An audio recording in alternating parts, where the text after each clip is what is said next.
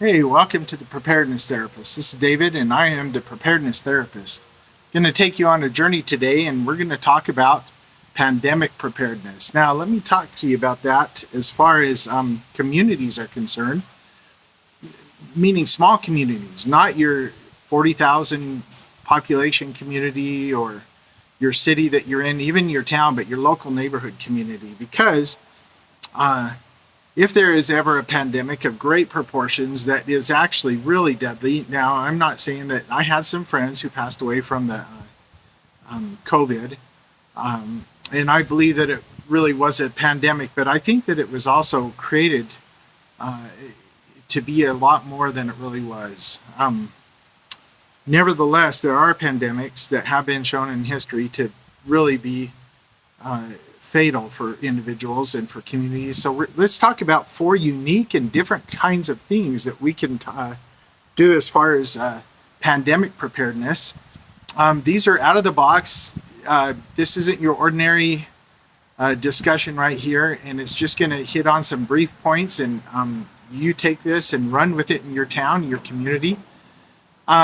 Create local immunity pods. If there is a pandemic that occurs in your area, there are going to be some people who are immune to that. And those individuals can get together and create an immunity pod. Now, those individuals either are immune by themselves or they've already had the disease and overcome it. And so then they can be in a position to be of service to other people. Now, this is in a grid down, dark ages situation, right? That's what we're talking about.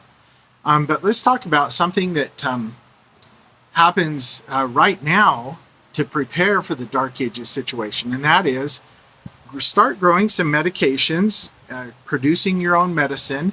You don't have to have an FDA license. Look to the indigenous folks, the indigenous community, and start producing medicines in the form of plants and learn how to use those.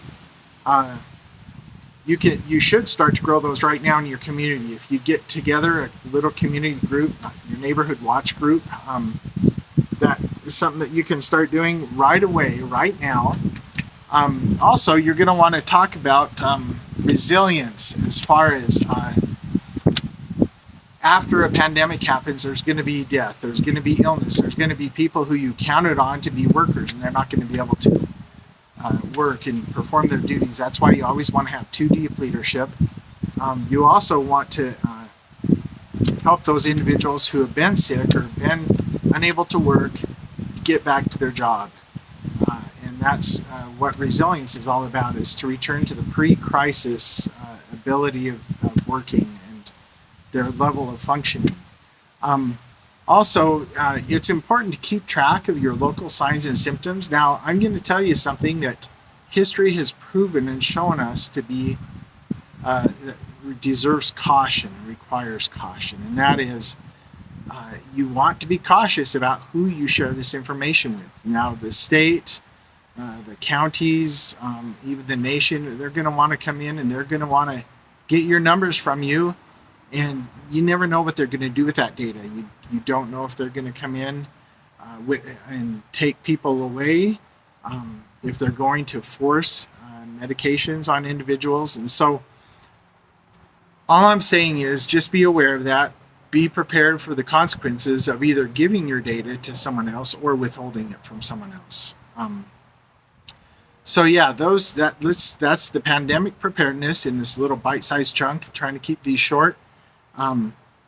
You can prepare not to prepare now, but also when the time comes, these are some ideas, 4 ideas that you can take away with you. Thanks for listening.